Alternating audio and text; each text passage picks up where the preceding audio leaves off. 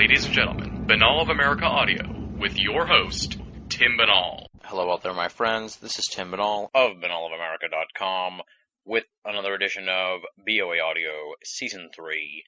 It is May 11th, 2008. Happy Mother's Day to all the moms out there. Before we dive into this week's episode, let me throw in a little plug here for our new BOAA Audio podcast feed. If you somehow missed it at the beginning of last week's episode, the new URL for BOAA Audio podcasting is www.banalofamerica.podcast.xml.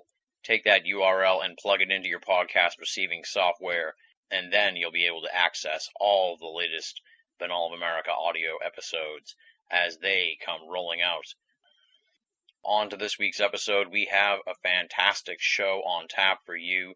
Our guest is one of the big players behind the scenes in esoterica today, the prolific Smiles Lewis. He's going to be joining us for a 2-hour jam session on all things esoteric. Looking at his 20 years of research, he's going to take us back to the zine scene of the 1980s and early 90s and talk about the explosion and evolution of esoterica on the internet. We're going to take a look at big picture issues revolving around the UFO scene, UFOs in general, 9/11, and the growth of the 9/11 truth movement. Plus, we're going to find out about Smiles' various projects, which span the spectrum of esoteric media, and, of course, tons and tons more. Lots of little side tangents, lots of laughs throughout the interview, lots of fun times. Like I said, it's an all-out jam session with one of the oftentimes unsung key figures in today's esoteric scene, Smiles Lewis. For those of you who are unfamiliar with Smiles Lewis, let me give you a little bit of background on him. He has a monstrous bio. You can check it out in full at the BOA page where you found this interview. I'm just going to hit the highlights here for you. Smiles Lewis has had a lifelong interest in all things anomalous. At an early age, proclivity at recalling his nightly dreams, as well as several personal experiences with ESP, precognition, and dream switching, bolstered his interest in the paranormal. Shortly after high school, he joined the local MUFON chapter in Austin, Texas. He would later become a MUFON state section director for that group, as well as leader of the local UFO Experiencers Support and Study Group. A lover of books, Smiles collected over 1,000 titles before founding his own nonprofit Anomaly Archives that serves as a lending library for the Scientific Anomaly Institute. For over 20 years, he has worked with digital audio, video, and other bleeding-edge internet technologies. He has published his own print journal, edited a local paranormal newspaper, maintained a large network of websites, organized a national UFO conference, spoken to anthropologists about UFOs and parapsychology, hosted both terrestrial and web radio talk shows, and has been podcasting since before the phrase existed. Smiles' current projects include co-hosting 3 different radio shows a week as part of the 18 unique shows, airing daily on the Anomaly Radio Network. His website is www.smileslewis.com, SMILESLEWIS.com. Check it out. Without any further ado, let's rock and roll. This interview was recorded on April 20th, 2008. Smiles Lewis joins us for a 2-hour esoteric jam session on BOA Audio Season 3. Ladies and gentlemen, welcome to another edition of Banal of America Audio. We have a very cool guest here on the line with us tonight for the program. He is tremendously prolific. He is behind so many different things in the world of esoterica, very well known by many of the researchers in the field. But he sort of operates behind the scenes in a lot of ways, but you see his name attached to so many projects. Now, obviously, I know him pretty well. I've been on his program, and I wanted to bring him in here on Banal of America Audio to discuss his experiences in the field. He's been in the field for quite a while, all the different paranormal fields, really, and all the different projects he's been working on. So our guest here is the prolific, profound, and very popular Smiles Lewis. Smiles, welcome to Banal of America Audio. Wow, thanks for having me. Well, let's start out with the bio, the background. Who is Smiles Lewis, and how did you get interested in the paranormal and get, all wrapped up in this mess? I guess the quickest route is to say that at an early age, I had pretty significant ability at dream recall, and since dreams, to my estimation, are probably everybody's everyday experiencing of the paranormal, I think I just had a predilection for that from the very start. Being raised by an open-minded mother led me to, always question authority, always kind of have a sense of a certain level of spirituality akin to Star Wars' The Force, while at the same time a predilection towards science and rationalism and looking for a balance between the two. So at a very young age, started looking into the strange, the mysterious, the anomalous, the occult, the esoteric, from a perspective of having a little personal experience with the paranormal. Growing up with my single mom, she and I had a pretty strong psychic bond, you could say, and there were several instances where it proved to my experiential self that psi and paranormal and ESP are real, and that, if they're real, then there must be ways of exploring them and finding out more about them. And some of those experiences range from her showing her probable intuitive prowess by keeping us from being shot to death at a infamous shooting in San Antonio when I was in elementary school. We probably would have been dead if she hadn't been concerned about getting sunburned and moved us from where we had originally sat. But we also had experiences where one or both of us were suddenly aware of the other's distress remotely. And simple things like getting up and going to the car, knowing exactly where we were going, even though no words had been spoken. Just that kind of a strong anecdotal, scientific, less than scientific experiences. And growing up with science fiction, the being part of the Star Wars generation, and growing up on reruns of Star Trek, and then the going through high school with the Next Generation coming on the air and so forth, that definitely leaned me towards the wonderment about if we're alone in this big universe, and if we are, how freaking tragic that is, and if we aren't, then where's the evidence that there's anything else out there, and could it be here, and could it have always been here, and is it interacting with us more often than most people think? Yeah.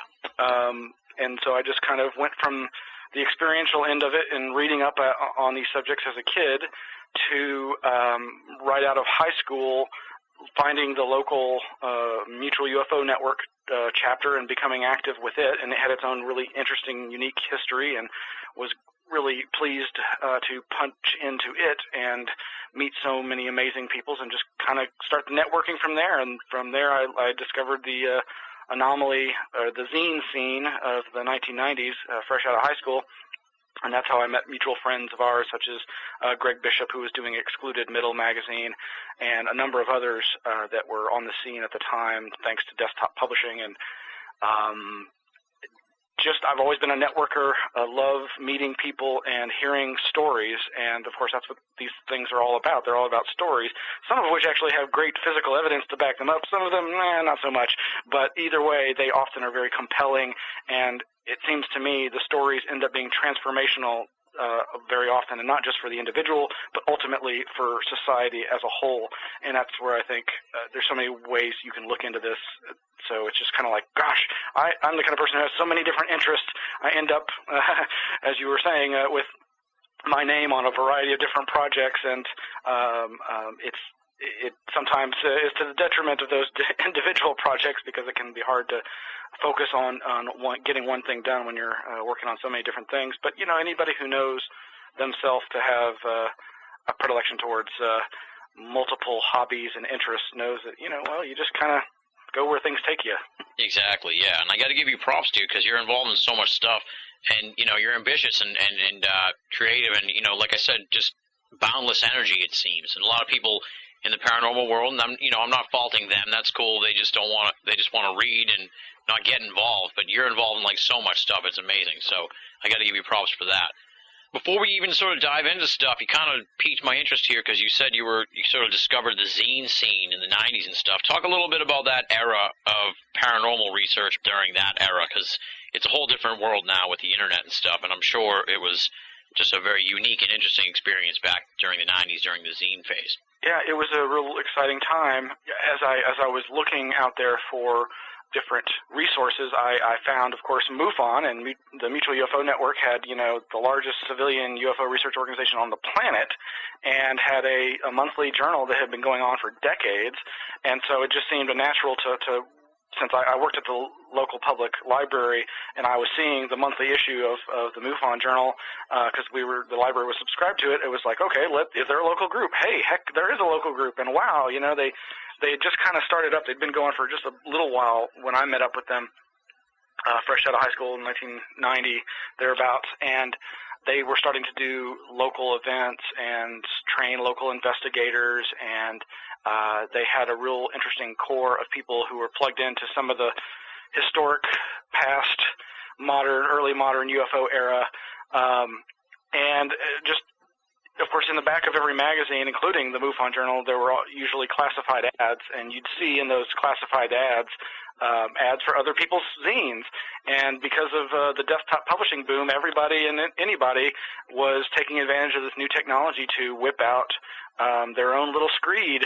And I think Adam Gorightly has often said that he created his own zine specifically so that he could trade it with other people and get other zines for free. And so there was this kind of network of people. And it's really interesting because there's other offshoots of this that are more cultural than anomalous, but anomalous in and of themselves, and like people doing tape trading, like old cassette tapes. Like they would make mixtapes and almost do like a telephone call where each person that got the cassette mailed to them would add something onto it and send it on, and all kinds of wacky stuff like that, and through mailing lists and kind of snail mail, pen pal type stuff. But yeah, it was a completely different scene, but you could look through those ads and find all manner of esoteric, occult, magic-oriented, conspiracy-oriented, UFO-oriented, science, psychedelics, consciousness-oriented magazines. And early on, I, through the MUFON Journal, discovered that somebody was locally here in Austin doing a really cool new magazine called Crash Collusion, and that was this guy named Wes Nations, and I was just like, oh my God, I've got to meet this guy. So, all us freaks, we're always happy to meet our own kind, but at the same time, all us freaks know that there's a lot of other freaks out there, some of which are even freakier than us. So there's always that kind of like standoffish, like, yeah, sure, we have some of the same interests, but you might be a psycho. Yes. But eventually I was able to befriend this fellow, and he basically introduced me to the excluded middle crowd out in California, Greg Bishop, Peter Stencil, and Robert Larson, all of whom are amazing individuals in and of themselves and have their own voluminous histories and have carried on the tradition of anomalous research in one way or another. And through them, I came to find out about Adam Gorightly and Jim Keith and Ken Thomas, and it's one of those things when you're researching and networking, it's all intertwined. One thing leads to another. It's what creates those octopus conspiracies. It's just everything can be connected in some way, and so you just leapfrog from one resource and networking point to the next, and at the end of it, you've got a lot of data points, some of which you can connect in rational ways, others that are just kind of strangely attracted to each other. Yeah. And it was completely different, though, then. It was a great feeling to go to one's P.O. box and, digging through the spam, digging through the direct marketing crap, you'd be able to, suss out and bring out these amazing new zines that were coming out at the time. And some of them were really slick, and some of them were just obnoxiously photocopied, 10th generation, saddle stapled, all crooked and stuff. And it was really amazing. And it's interesting because in exploring UFOs and consciousness and psychotronic mind control and the weirder element, you come to find out about characters like Ira Einhorn, infamous in certain communities. The first guy that he emceed the first Earth Day, and then was later extradited from France to do time for the murdering of his girlfriend and putting her in a steamer trunk. Oh, wow. And the reason why do I bring up such a crazy character? Because he was doing through zines, through the mail list operations, and through the earliest parts of the DARPA internet, thanks to Jacques Vallée, he was distributing information in the kinds of ways that now we take for granted as being, oh, that's just a mailing list on the internet. Oh, that's just a bulletin board. Or, oh, that's just, a way of getting information out there using the latest technology. Well, he was cutting edge with that, and unfortunately he was very unstable apparently, and depending upon who you believe, he either was set up for discovering Tesla mind control technology, or actually had some problems and killed his wonderful girlfriend Holly Maddox, which is really tragic either way if you look at it. And so yeah, completely different scene on the internet now, where it's so easy to find all these resources instantaneously practically. Yeah. This is a good segue actually, because that's kind of what I was going to ask you about, because you saw sort of the birth of the internet and now where it's at now, which is obviously you're on the cutting edge of what's happening on the internet as far as paranormal stuff goes. What do you think of the evolution of the esoteric on the internet? Do you think it's been good or bad or ugly? Obviously, it's been ugly. I mean, everything's on the internet's been ugly, but what do you think of sort of how it's come along and changed the paranormal world in a lot of ways? I think it is amazing and astounding. It's also just, there's so much crap out there, and in some ways it's really diluted the quality, I think. The nuggets are still there, but it is harder to sift through them.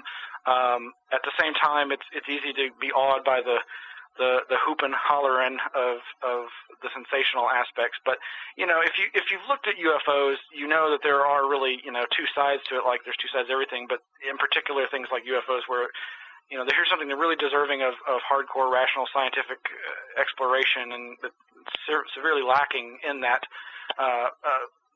research angle.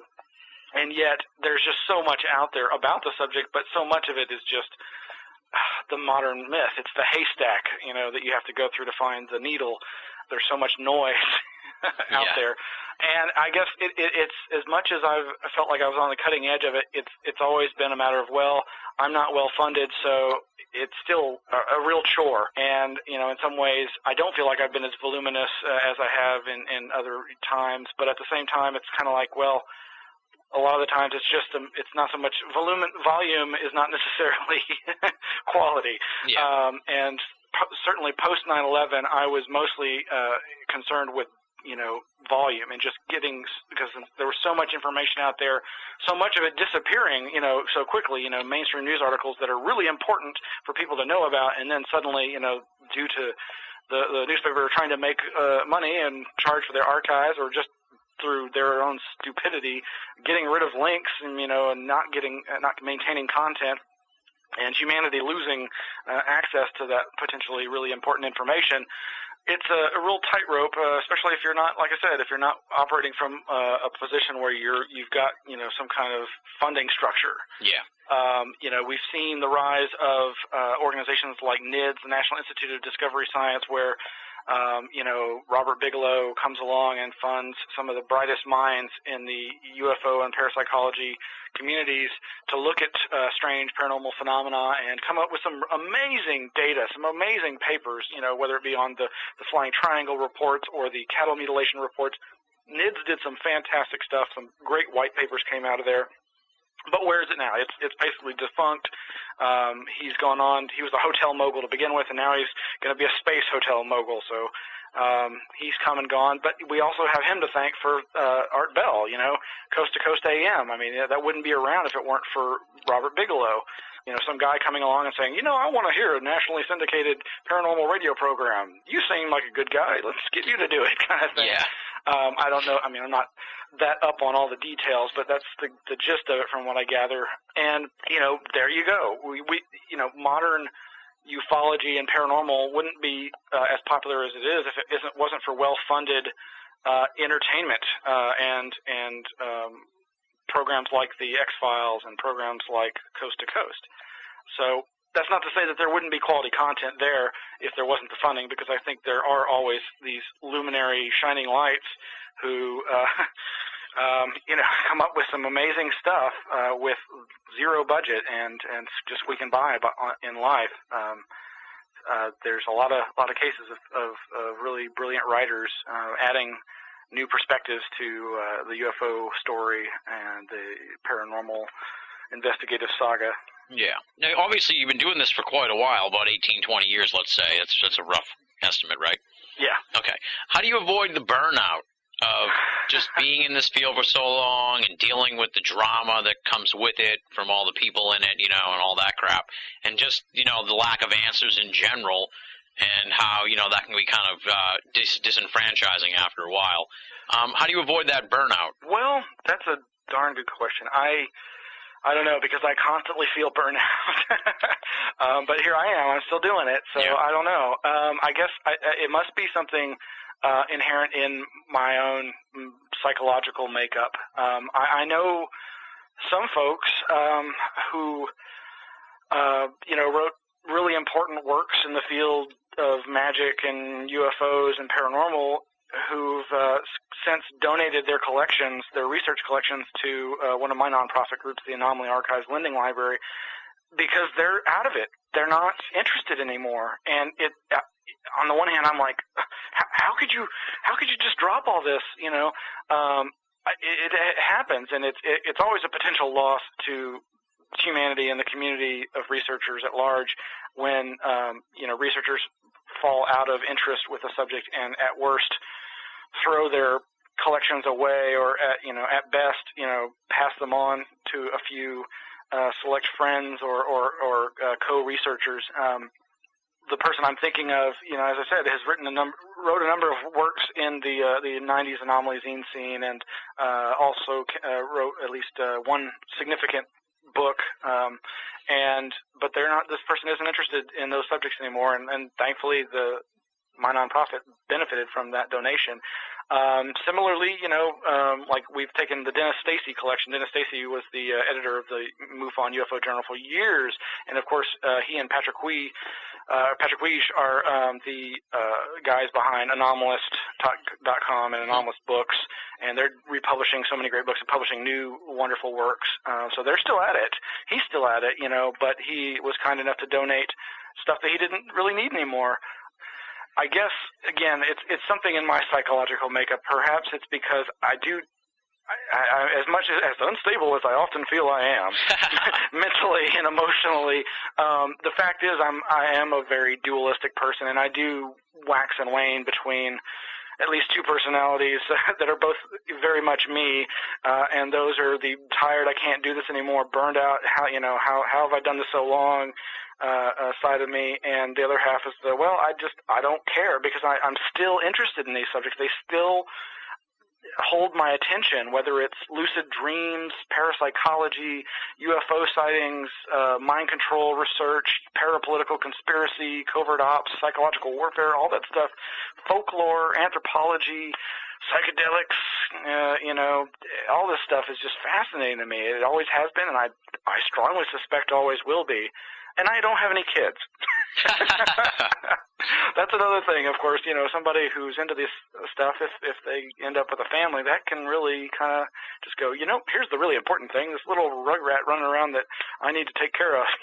Yeah, the real world can sometimes come crashing down on your paranormal interests and really take the steam out of stuff. And I think probably also it helps that you have a lot of diverse interests in the paranormal field. If you were just into one subject, that would probably maybe contribute more to the burnout. But it sounds like, if you get tired of looking at one thing, you have so many different interests that you can go look at something else for a while. That's a very keen observation, yeah. And now that you mention it, that makes perfect sense. Because certainly, as much as I was focused on UFOs for so long, 9/11 changed that. The big thing people know me for that didn't ever happen was the 2001 National UFO Conference. It was supposed to be a 3-day, 3-night extravaganza here in Austin at the then single location of the Alamo Drafthouse Theater Cinema, which is now a franchise and huge, multiple places all around the state and the country. And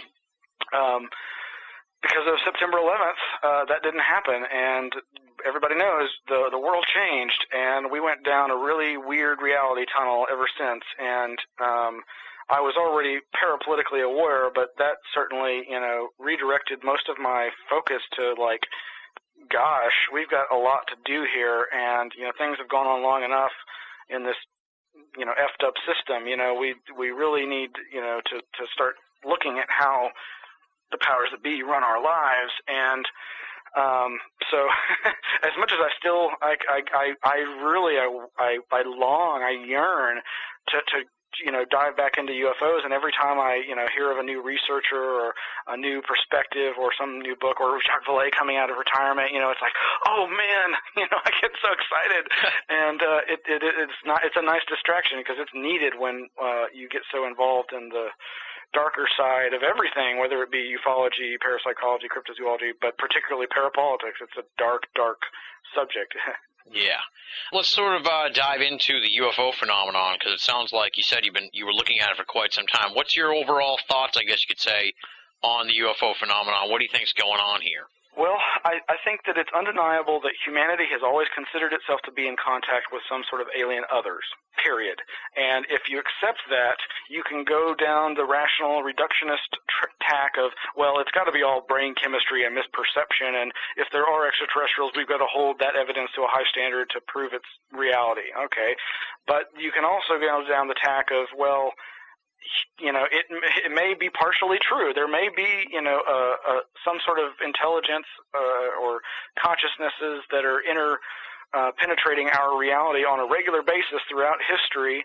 And if you look at the effects on the individuals and the cultures, that's one way of examining the phenomena as to whether or not it has any relevance or importance to humanity. And I would say, well, if it did in fact create the majority of the Earth's religions, that's a pretty significant thing to take into account, because religions are part of the power of the B structure, the PTB structure. They're part of the parapolitical story. And if these things can come to anybody at any time, but at the same time seem predisposed to certain locations, there's a lot we can learn without even jumping to, conclusions about extraterrestrials or angels or demons or gods or whatever. The point is, we've always believed ourselves to be in contact, so let's move on and explore this.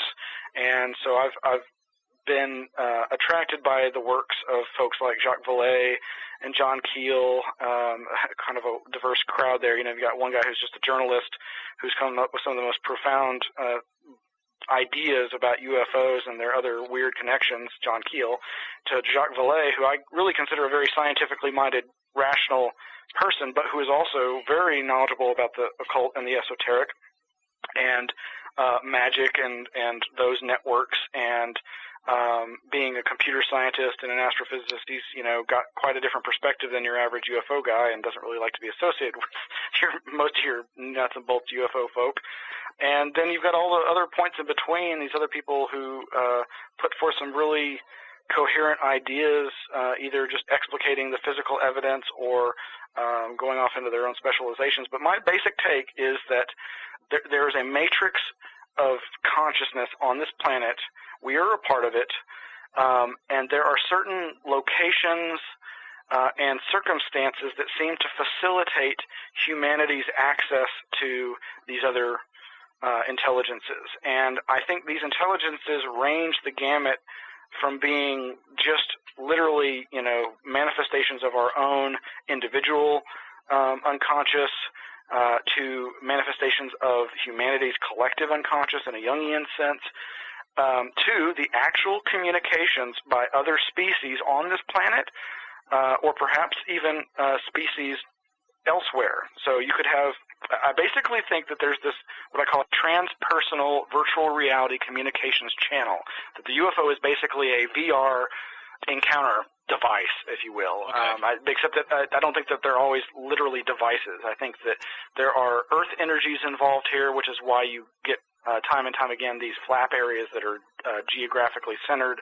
And so throughout history, humanity has interacted with these fields of energy that facilitate this contact with this other realm, and they're getting constant communications from, like I said, everything from their own individual unconscious to other species. Like I think, it's part of the pattern of contact by quote-unquote hive-minded, insectoid, and in some cases reptilian species is it could very well be true, because I also think that there could very well be a sliders like, multiple worlds aspect to these encounters that people are accessing, not just something that's a one dimension away or outside of our human perception, but something that may actually be in the same reality, or a slightly different reality than the one that we're inhabiting. My ideas mostly incorporate the ideas of certain researchers on this side of the pond and the other side of the pond over in England, and that's Dr. Greg Little is somebody who I think has done phenomenal work in his 3 books, The Archetype Experience, People of the Web, and Grand Illusions. All 3 of those detail his ideas that are akin to what I was just saying, that there's a geographic aspect. Then, of course, you've got, Canada's Michael Pershinger, the Laurentian University researcher who has investigated the proximity of strange Fortean phenomena as well as UFO sightings along fault lines, and the possibility that some kind of electromagnetic activity along these fault lines that's subtler than overt earthquakes could be affecting human consciousness and creating the perception of strange encounters. And you've, of course, on the other side of the pond, you've got Paul Devereaux, the Earthlights researcher, who's investigated ancient sacred sites and stone circles and electromagnetics associated with those structures, and this arena of what are often called earthquake lights, the weird luminous phenomena that have an electromagnetic component that are associated with these types of events. Because, of course, again, the contact throughout history that humans have always had is often associated with balls of light, as representations of perceived other alien others. And it all comes together, and then there's another British researcher, of course, Jenny Randalls has got some ideas on this, but there's another guy named Albert Budden who published a really fantastic book called Allergies and Aliens, the Electromagnetic Indictment. It has a different name here in the States, but that kind of gives you a gist of what it's about. His idea is kind of that there is this collective unconscious and that there are entities, archetypes in it that want us to believe in them, and so they will create physical constructions with whatever they have available, whether it be dust, or found objects, organized through powerful electromagnetic fields that interact with human consciousness. And since people have not only allergies to things like pollen and other chemical, biological allergies, a lot of people have electromagnetic allergies. And even though humans don't generally perceive their own personal electromagnetic field, you are surrounded by a variety of electromagnetic fields, the biggest one, of course, being generated by your heart and your brain, and these interact with the environment.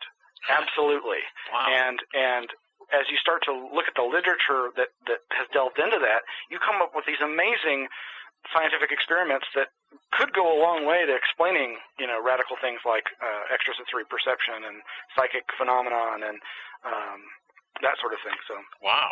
So my ideas are basically hinged on the idea that there's a huge electromagnetic component that's important to understanding this electromagnetic phenomena that interacts with human consciousness, but that also is perfectly real and physical. I mean, these things, we know UFOs leave physical traces, and it's in those often these altered states that are created by these electromagnetic incidents or proximity to an electromagnetic field given off by one of these UFOs or devices or balls of energy, whatever it is. It's in those states that parapsychological data shows altered states are a great mode for transmitting anomalous information, or rather for anomalous information transmission. In other words, most psychic experiences occur on the edge of waking, the liminal state between sleep and awake, as well as in dreams. I mean, most people's experience of the paranormal is often, psychic dreams of one variety or another. So it seems pretty clear that, if humanity can communicate with each other through these anomalous cognition states, then why couldn't some other species? Wow, that's a profound answer. I'm very impressed by that. Sounds like you've put a lot of thought into this UFO phenomenon. Based on what you think is going on here, do you think that we can get to the point that, so many people in the UFO world want, which is like some kind of disclosure, or do you think this whole issue is so complex and everything that it's just going to be impossible for the human mind to wrap around it? Well, I'd rather be optimistic and believe that we can under the right circumstances, we can definitely learn a lot from it, if not just about ourselves, potentially about our place in the universe and what the nature of these other consciousnesses are and why they interact with us. As far as disclosure goes, I'm pretty pessimistic. I've never been a fan of most of the people who've taken up the moniker of disclosure, specifically Stephen Greer and the exopolitics crowd. Mm-hmm. I know that he doesn't necessarily like to be associated with people using that moniker of exopolitics, but it's all the same, folks. Yeah. And at the same time, I have found myself acting as a Stephen Greer apologist back in, I guess it was 2002, when he issued a white paper saying, beware government disclosure, where he was saying, look, just because we're asking the government to disclose what they know about UFOs doesn't mean that we should buy wholeheartedly hook, line, and sinker whatever they tell us. Yeah, exactly. Because, as in his paranoid and conspiratorial worldview, the UFO and aliens, because he absolutely thinks it's aliens in some classic sense, and that it's all about repressed technology like zero-point energy, and that it's all about keeping the elite from having their empire toppled by these advanced technologies that we would, as humanity, have access to that could free us all from the yoke of imperialist police states.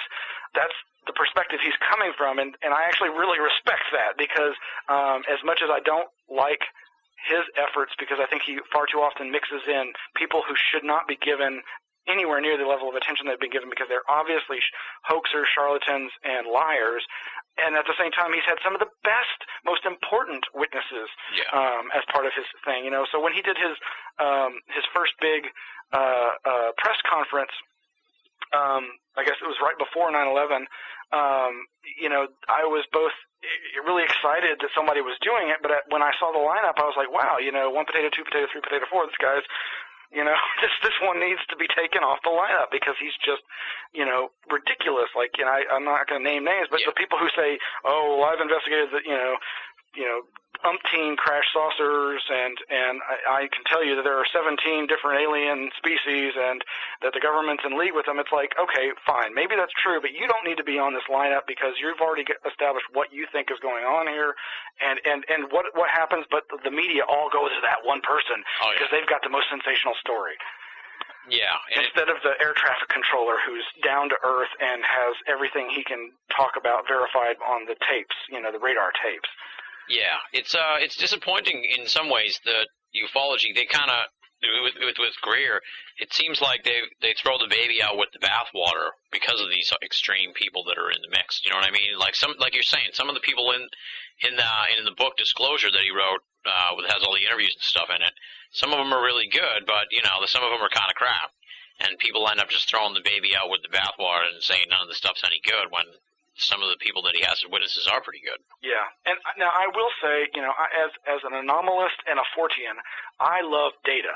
I love anomalous data. I think some of the most important things can be learned from looking at the anomalies, and that's where I'm mostly so hypercritical of abduction researchers like Hopkins and others who, it's been known for some time and warned by people like Jacques Vallée that you necessarily attract the kind of data that you're looking for.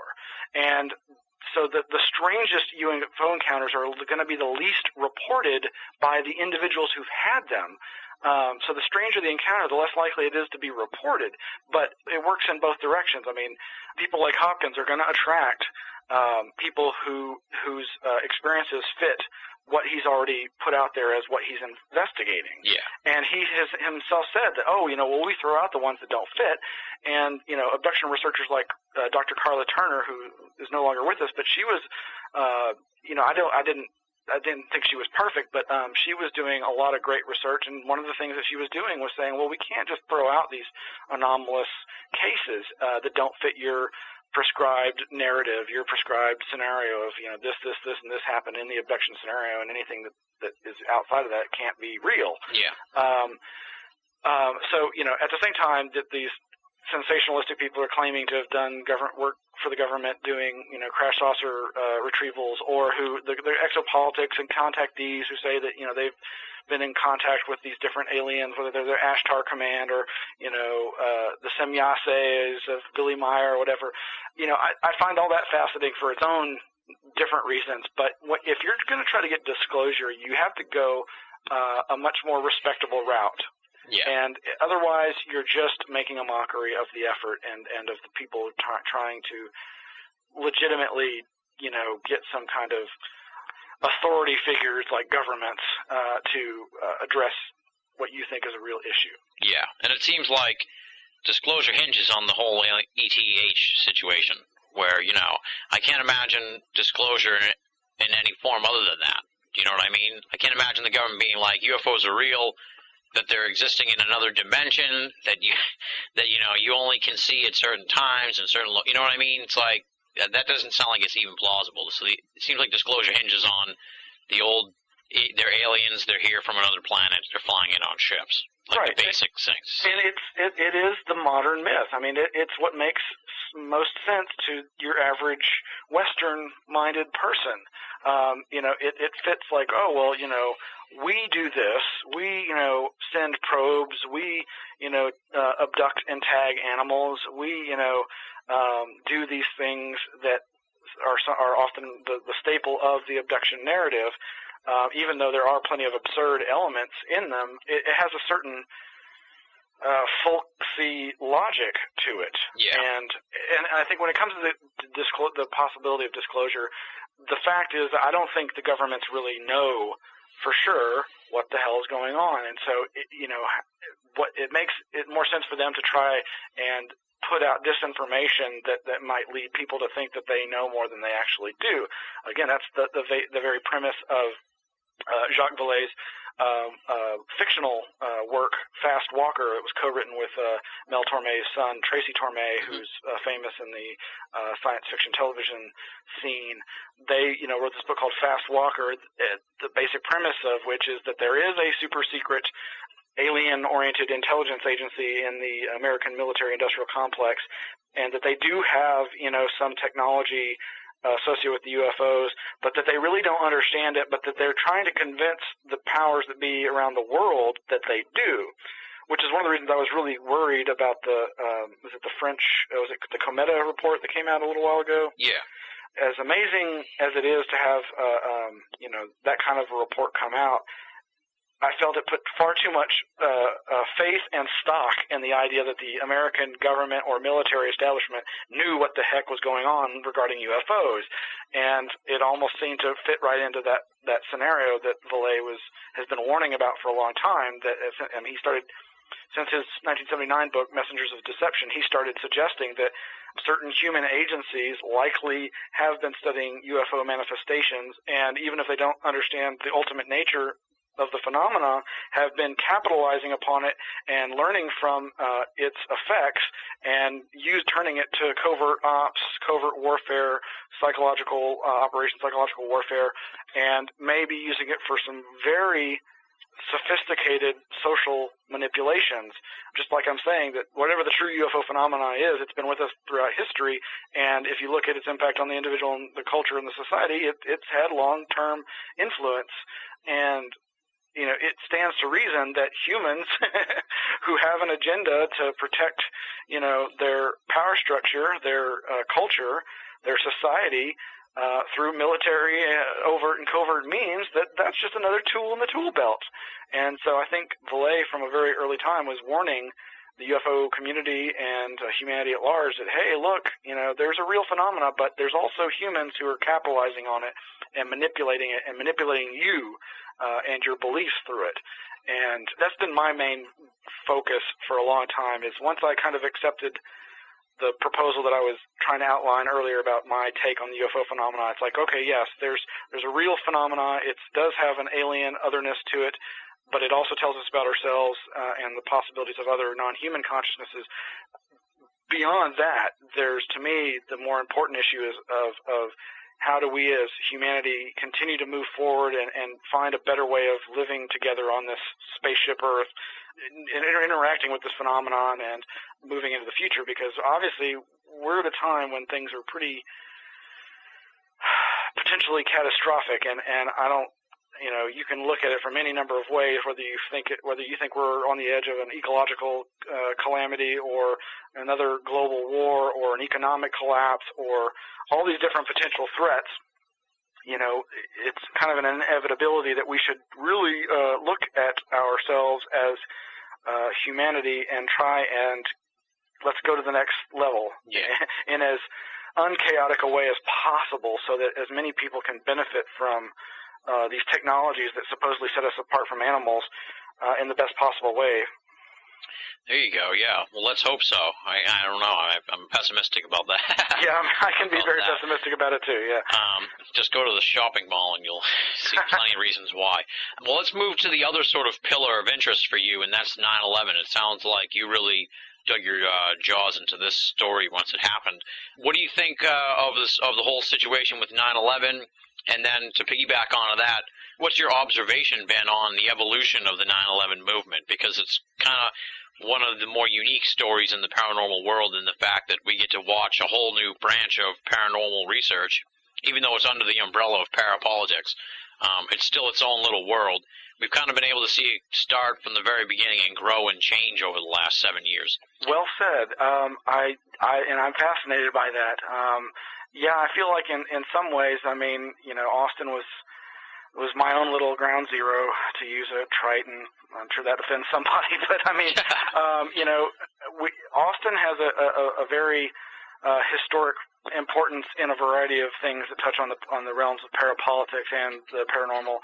And growing up here and pre 9/11, having become a fan of people like Alex Jones, who, depending upon how you interpret the data, he predicted 9/11, and while he'd like to convince you that it was purely because of his ability to assess parapolitical data, it was also because he's psychic, even though he says he's not. That's a whole little special detail that I think I've talked to you on the phone about, Tim. And yeah, when I was on your show, we talked about it. Right.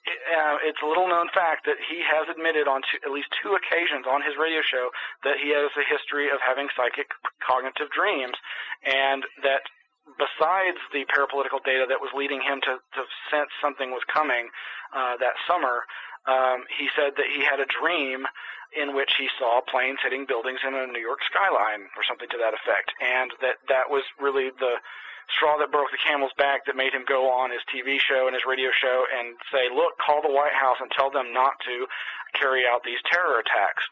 I was a huge fan at that point. I was watching him religiously on Access TV, wasn't really listening to his radio show at the time much, but was both invigorated, infuriated, and amused and entertained by his style and his abilities, and he started, having investigated UFOs, I was already aware of certain, say, right-wing paranoid aspects of the UFO community, like Bill Cooper and others who were of the Patriot militia crowd, and I had been exposed to that kind of conspiracy theorist stuff, and I've never really taken it with much more than a grain of salt. Having been raised as a liberal Democrat, I was more in keeping with the idea that government is good and the United Nations is the best thing you could imagine. And as I investigated UFOs, as I learned about the CIA's MK Ultra programs and their policy of assassination and subversion in other countries to create quote unquote democracy, and as I learned about how our military has been used over and over again throughout history as an enforcement racket for big business, and you can't butt up against UFOs with coming into contact with some of this data and just the idea of cover up itself. I mean, the idea that the government would hide things from its populace, just even basic things like that kind of led me to be questioning of everything political. And so I was primed that September 11th morning when I got up to complete the final stages of preparations for the September 14th, 15th, and 16th National UFO Conference. And in a lot of ways, when that second plane hit, I was not surprised, but I was terrified because I felt certain that this is it. This is the beginning of the end. That this signified, the powers that be manipulating humanity towards the next dark stage. And it's been an amazing birth and growth of a new esoteric avenue of investigation, a milieu, what have you, as you were saying. Seeing these different conspiracy communities, like I said, the UFO community has always had its own conspiracy underpinning. And Martin Kottmeyer wrote a fantastic article years ago called "Ufology as an Evolving System of Paranoia." And even people, even just the basic interest in Fortean phenomena in terms of Charles Fort, the collector of damned data. There's conspiracy there. The idea that anybody would suppress evidence, Jacques Vallée's story about, seeing astronomers destroying recordings of unidentified flying objects because they couldn't possibly be, so they had to destroy the data. I mean, that's cover-up. That's whether it's at the behest of a government saying, keep this from the people, or if it's just, somebody afraid of ridicule, that kind of, needs to inform our perspective on where we are with all this stuff. But with 9/11, there's so much data there. It's phenomenal.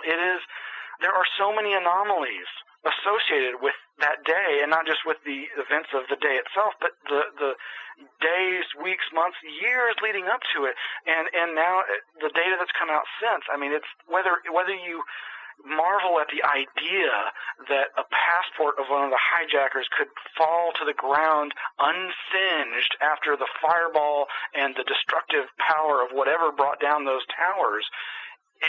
It boggles the mind. And then, a year later on the anniversary when lottery numbers, 911 are drawn and the baseball synchronicity and all these other weird things in the wake of it, it just kind of makes you go, well, people like Alex go, oh, that's obviously a psyop. Somebody engineered that to, drive home psychologically that, 9/11 is still on our minds or something.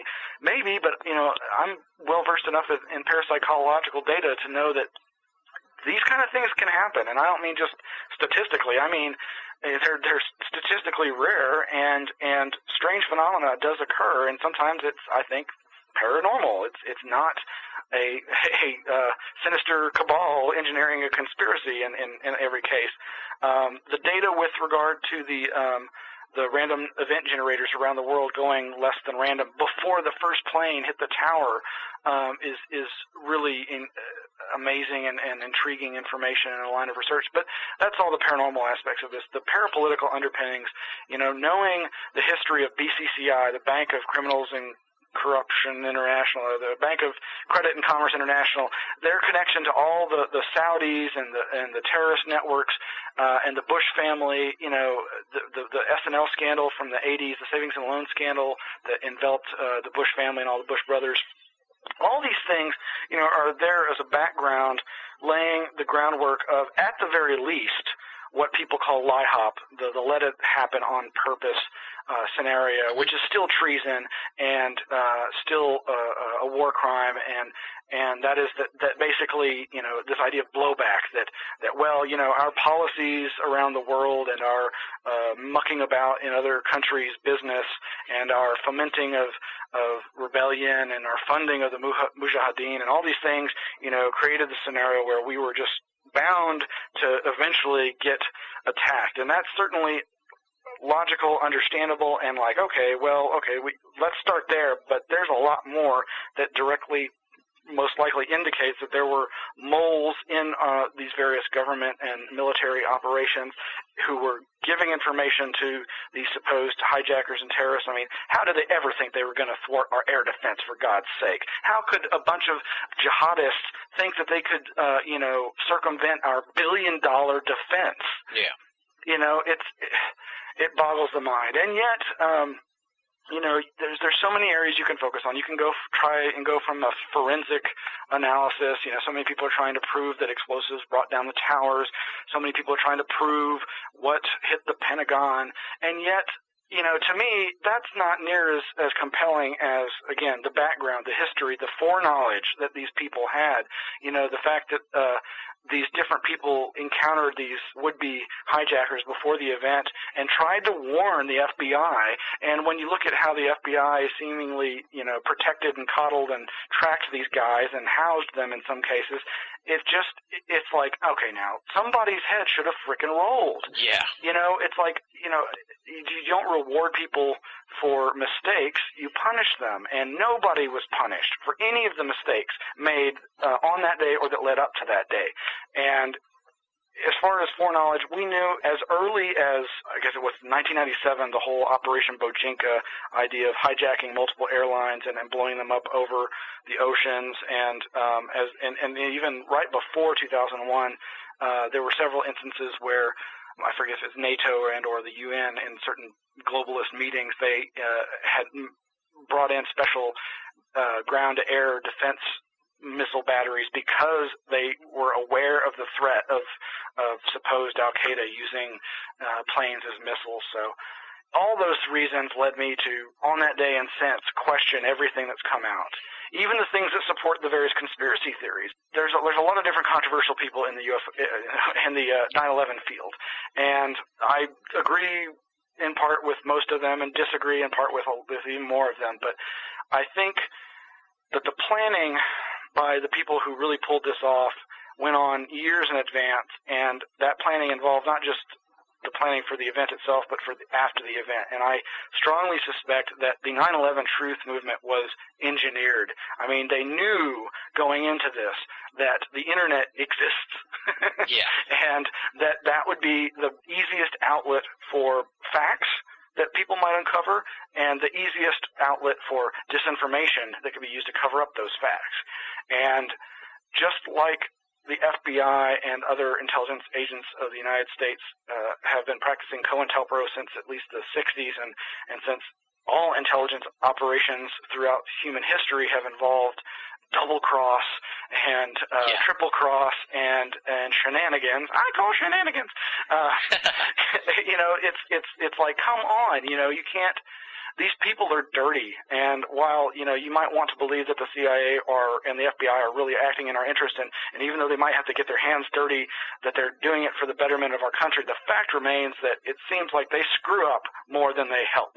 Yeah. And whether it's the First World Trade Center FBI complicity, whether it's the BATF's complicity and not foreknowledge in the Oklahoma City bombing, time and time again, it looks like sting operation is their backup plan. Oh, if they get caught before something gets carried out, they can always go, oh, we were just drilling for a possible terrorist attack, or this was just a test. Yeah. So now though, the truth movement, it's one of those things, it's like, I can't believe how many years have passed. It shocks me because it's still so fresh to me, and yet old hat in so many ways. Yeah. It's like, okay, it's like the Bill Hicks routine about JFK. Come on, Bill. That happened so long ago. just forget about it. Just forget about that coup takeover of the United States government.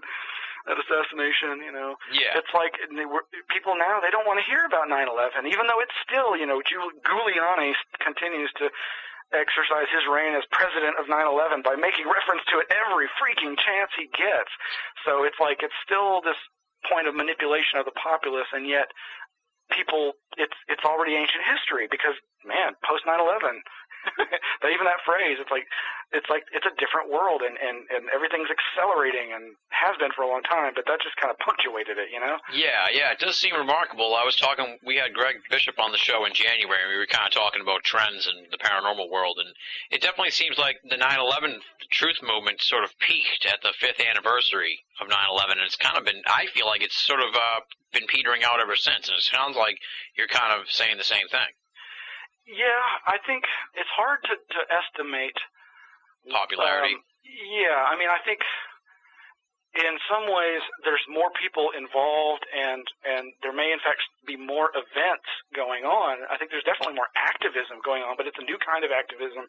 I remember, even in 2003, with the rise of iPods and video iPods, it was like, people could now come up to you in the street and show you a video of something. or with these little portable DVD players, even they could, somebody could confront you in the street and show you WTC7 and make you go, what do you think of this? Oh, jeez. And I remember when that started happening, it was like, wow. It was at the rise of the, the kind of the Alex Jones-induced loose change phenomena of people creating their own mini documentaries and putting them out there for people to spread, and it becoming viral in a really good way as a mode of activism. And now you've got this whole confrontational style of activism. It's almost more like not what others have called attack journalism, or what do you call it, ambush journalism. Yeah, I was going to ask you about that, actually. It seems like the 9/11 thing now, it's taking on a little bit of a militant edge to it. What's that guy, don't tase me, bro? That guy, right. and just a lot of disruptions and stuff it seems like they're into now. I don't know, that might be more in keeping also with what you're saying about how they sort of planned for this truth movement in the first place. I mean, if you're gonna want to derail a truth movement like that, it would be good to have a guy on the inside who just causes all kinds of problems and you know what I mean, disrupts shit, and then next thing you know, it makes the whole field look bad. Now, and I have real mixed feelings about that kind of approach. Certainly, my first encounter with this was Alex Jones's Access TV show, because he was from the very beginning. That was actually the flavor of his research was, he would go to meetings that normally would be just invited people and confronting people, like confronting George Bush, long before he became president, and getting pulled out of the venue and driven around and then dropped off in the middle of nowhere, but getting it all on video, Yeah. And that's pretty amazing. And then confronting the then drug czar about the CIA bringing in the drugs and things like that.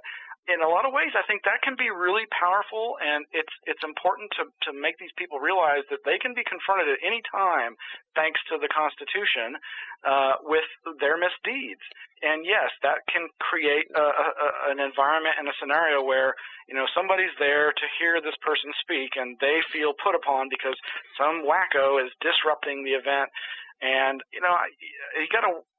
there's a line to be walked there, but I'll walk it for myself and you walk it for yourself, and hot damn, there's somebody out there walking the line but going, okay, I am going to confront this person and I am going to catch it on video. And I find that really empowering and fascinating, while at the same time cringing, because it's just like some of the UFO wackos. There's these people out there that I'm just like, oh gosh, they're embarrassing. And it's the same with the 9/11 truth movement. There's plenty of people who I find embarrassing because they're like the surface literalist conspiracy theorists. They're, the surface literalists, ETH UFO proponents. They're not looking beyond their own belief structure. Yeah.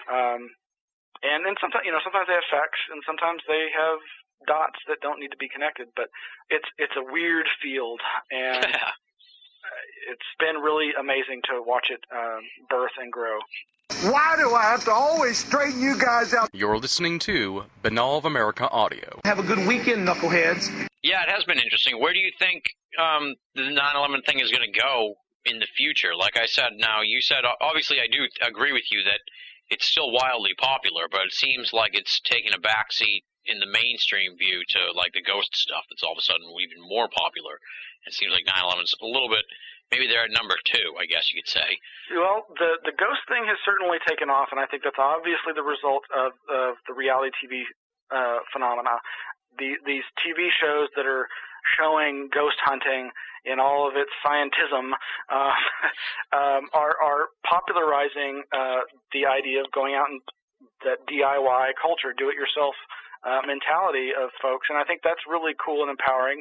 Again, it's kind of similar. It's like, well, it's with the amazing access to technology that we Westerners have in the form of camcorders, cell phones, electronic recording devices, EMF detectors, all these things that are fairly easy to get access to nowadays.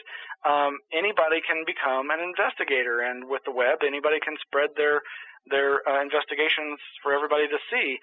I was really blown away just over a year ago when I started looking on MySpace for paranormal groups, and I was like, oh my God, there are literally hundreds and hundreds of them, and it's kind of like in the UFO heyday when there were UFO chapters around the country, but there was no internet, so again they were doing it through snail mail and shortwave radio, which of course is popular amongst a lot of conspiracy researchers as a way of communicating and networking. So at the same time that there's been this wild explosion of activists in the 9/11 truth movement, there's been this similar explosion in researchers into the paranormal, particularly classic ghost hunting type activities. And you had a guy on recently who I really was glad to hear him on your show, because I forget the fellow's name, but he said right up front that he really had a problem with a lot of the research out there because they think they're practicing science, but they're going into it with a prescribed idea about the nature of the afterlife and the probability of the existence of ghosts, and kind of going from there. And I think, again, that's kind of the basic problem with so much research, whether it's UFOs, 9/11 conspiracy, or ghost research, is that people just proceed from their assumptions and their own belief systems, even though they might really be trying to practice science or practice good investigative technique, but some of them need to brush up on that. Yeah. But I guess where I see it going as far as 9/11 is I fear that depending upon the continued slide of civil liberties in this country, we could start seeing the kind of repression and categorization of these kind of political activists as terrorists that we've all started worrying about for the last several years. Yeah. That, with the Homegrown Terrorism Act and all this crap that they're pushing, where, if you express, anti-government sentiment, basically, you could, be categorized as a terrorist. It's getting pretty scary, and I don't know what kind of tipping point we're looking at.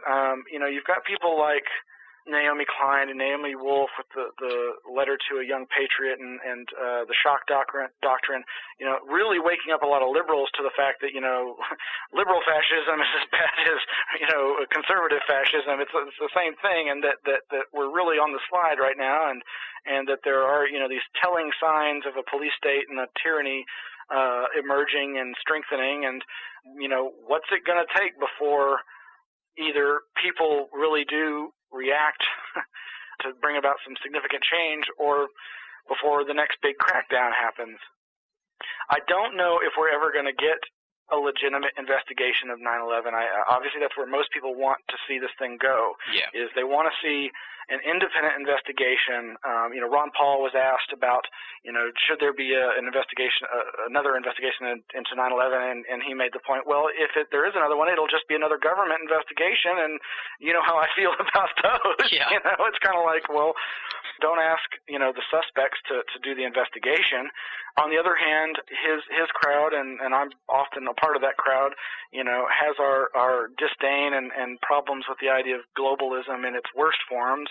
And so the idea of having some sort of international, let alone a United Nations-backed investigation is not particularly reassuring. Yeah. So it comes down to, well, how does one handle this sort of thing? And I like the fact that some of the more respected parapolitical groups have held mock grand juries to try and prosecute the people that seem to be involved in the 9/11 shenanigans, in a mock trial scenario. And as always, there are people in the parapolitical patriot movement communities who are looking at some of the more radical but absolutely valid constitutional remedies for these crimes and misdemeanors, and that goes to both the tax resistance movement, the tax freedom movement, and the informed jury movement. These people who are like, wait a minute, grand juries can do just about anything, and then you're always being disenfranchised by not being told your rights and powers as a member of the grand jury. And we have remedies and we have access to tools to bring about the change, but at the same time, the system is so broken and so corrupt. Well, trying to bring about a lawful resolution to the lawless, even though they are the law, can be nigh impossible. Yeah. But I don't want to be pessimistic and say that it's not possible. I talk to people every day, good people on all ends of the political spectrum, who are just like, things are so bad, and they don't feel like they can affect any sort of change. And I try to go back to the best thing you can probably do is just find a topic, an issue that's near and dear to your heart, and find a group, whether it's local or otherwise, to help work on that issue. But typically working locally is the best way to start, because there's corruption at all levels, and if you've got corruption and conspiracy and that kind of thing graft going on at the local level, you got more pressing issues than some of those national issues. But at the same time, things are just so big and bad right now. I mean, whether it's the NAFTA superhighway, aka Trans-Texas Corridor, aka the move towards the North American Union, these issues that confront us as a country, as the United States of America, to issues of the economy and food production and the environment.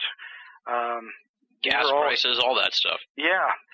Where do you start? Exactly. I think the guest you're thinking of that I had was Larry Flaxman, probably. He was the science-based ghost hunter, so I think that was probably who you're thinking of. And the last sort of 9/11 question I want to ask you was just, what do you think of what's been a really surprising development in my eyes, and that's the vast, well, not really vast, but the surprising handful of celebrity endorsements to the 9/11 truth movement. Seems like, every few months there's a new celebrity that sort of hops onto the 9/11 bandwagon that you wouldn't expect, like the Charlie Sheens and Rosie O'Donnells and other folks that Margaret Cho. Margaret Cho, yes. Let's not forget Margaret Cho. But, yeah. I was really shocked when I tuned into Alex's show and I'm listening to this Margaret person talk, and I'm like, oh, she's some famous person, and she sounds pretty, with it, and okay, she's a celebrity. I guess that's good. And then I realized that she was the comedian. I was like, oh, wow, I didn't even recognize her voice, and I've never been a fan. Yeah, it seems like a lot of the endorsers are people I don't really big fans of.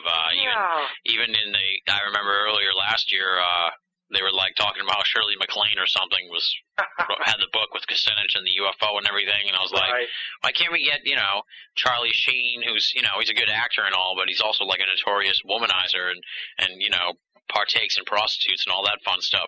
And it's like, geez, we need a wholesome Tom Hanks like guy to jump on board one of these things. Yeah. As far as how I feel about it, like so many things, I have real mixed feelings.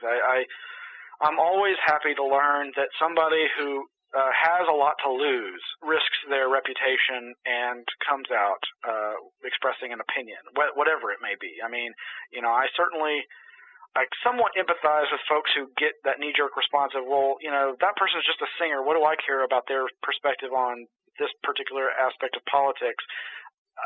To me, it's like, well, if you do find yourself in a position to speak your mind to a larger audience, why shouldn't you? Yeah. Even if I disagree with your perspective, sure, I might be quick like everybody to say, who cares what they have to say about that because they're just, an actor or whatever. But, no, I mean, anybody can be educated about these subjects, and that's just it. People can become very quickly experts.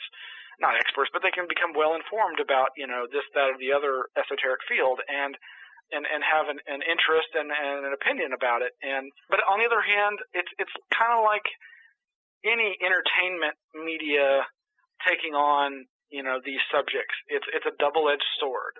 Whether it's, Mel Gibson and conspiracy theory, or whether it's, the fine movie Bug, about, a guy who has a lot of wild conspiracy theories, and thinks that, he's got nanites or something, or some kind of engineered virus under his skin. There's these movies that are quite compelling and often do contain those kernels of truth that might help wake somebody up to, parapolitical and paranormal realities.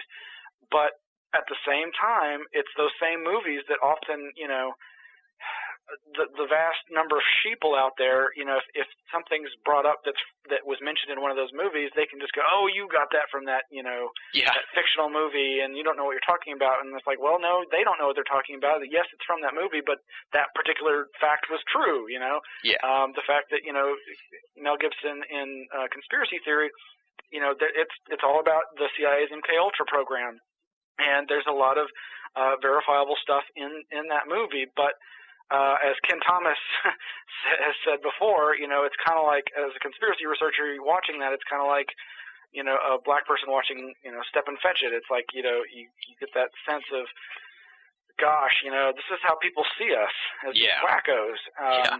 And so it's really hard. I mean, one of the articles I've been writing recently is based on one of my web radio shows, the Blue Rose Report, which is inspired by Twin Peaks. And that's a very strange milieu. I mean, most people, when they think of Twin Peaks, they go, oh, that's that weird David Lynch TV series that didn't make any sense and was like a soap opera, but it was about murder, but then there was weird supernatural stuff in it.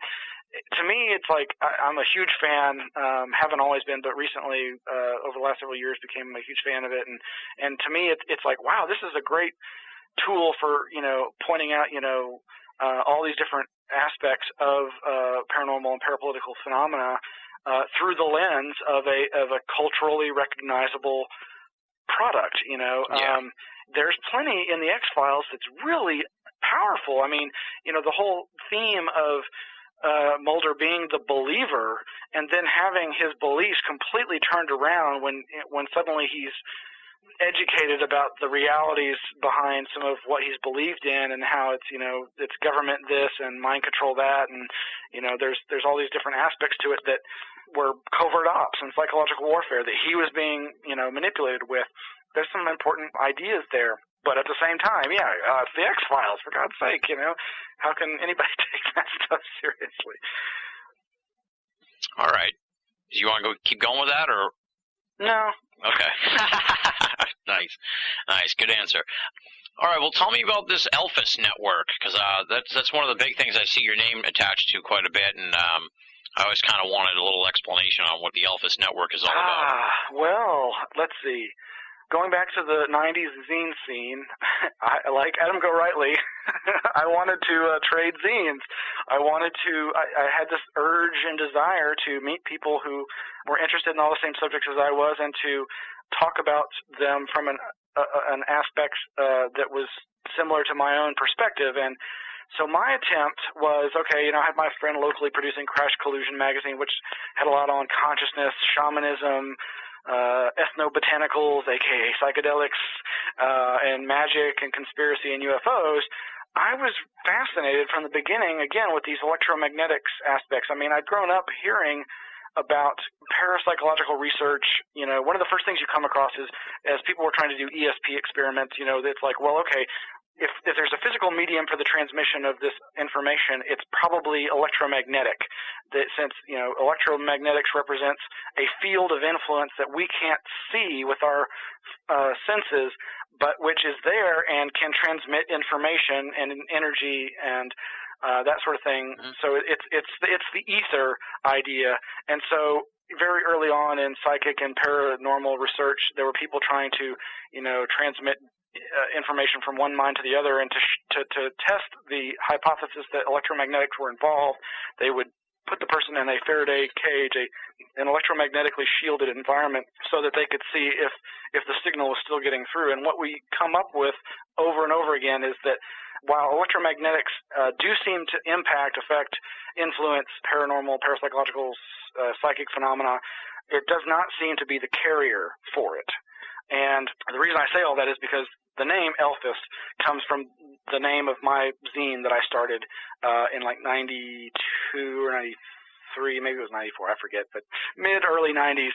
I started a zine called ELF Infested Spaces, after Terence McKenna's phrase, Elf Infested Spaces. For those that aren't familiar with Terence McKenna, in a nutshell, he was kind of the Timothy Leary of the 90s, proselytizing the benefits and wonderful strangeness that he had encountered under the influence of various psychedelics. He and his brother, Dennis McKenna, went down to the Amazon looking for ayahuasca and instead found the psilocybin mushroom. And under the influence of these various psychedelics, they were enlightened, educated, lied to by these drugs about different scenarios. And Terrence, being the quixotic quicksilver trickster that he was and is, even from beyond the grave, he didn't necessarily subscribe to any one of them. He entertained all these different possibilities, and one of the possibilities was that the psilocybin mushroom was an alien intelligence that communicated to him that it was an alien intelligence that seeded itself through space, because spores can survive in the atmosphere or in a vacuum of space, and they can be born up out of the atmosphere and out into space by Brownian motion. And so they can hypothetically travel from planet to planet, and once they interact with a being that has a certain type of consciousness, they can start evolving that consciousness towards ultimately being spacefaring and continuing to move the spore across the universe. It's kind of a wild idea, but that was one of the things that he espoused as a possibility. And he basically also started promoting another drug called DMT, dimethyltryptamine, which is a fascinating drug that he and others described as a UFO experience on demand. And while the descriptions don't necessarily follow true exactly to the classic alien abduction, there's a lot of overlap of experience there in terms of, again, humanity's historic experience with contact from alien others. There's a lot of similarities, and he described that realm as being elf-infested spaces. So I took that phrase and his ideas and his energy and this idea as the name for my magazine, Elf-Infested Spaces, but I spelled it ELF after extremely low frequency electromagnetic radio energy. ELF is one of the largest wavelengths in the EM spectrum that humans have experimented with, and in fact, it's what we've been using to communicate with our subs from land with these mile-long antennas. Just imagine, those telephone and electrical wires you see going mile after mile into the distance in certain areas. Yeah. Those can actually act as antenna, and there's been special ones set up over the years by the military to communicate in secret with their submarines who are shielded by that huge amount of salt water. And since so much parapsychological research had been done into the possibility that ELF might be the carrier wave, since it is so big and could go long distances and can't be easily shielded against, a lot of people have said that that's probably the communications channel. So I just made it ELF Infested Spaces. I added the moniker Journal of Possible Paradigms because Robert Anton Wilson had made me realize that I shouldn't call it Journal of the New Paradigm, because, as he said, any new paradigm is going to be as bad as the old one. So better to be, better to, as Greg Bishop and others pushed us towards, to embrace the excluded middle. Don't do that either or kind of mentality, but a both and interpretation of things, a pluralistic, multidisciplinary appreciation of all these areas. And so it was actually excluded middle writer, founder Robert Larson, I believe, who suggested to me, I think he just started calling me Elfis at some point, as an acronym for Elf-Infested Spaces, ELFIS. And when I was back in 97, I was about to purchase my first domain name on the emerging World Wide Web. I wanted it to be for my magazine, Elf-Infested Spaces, so I went with Elfis.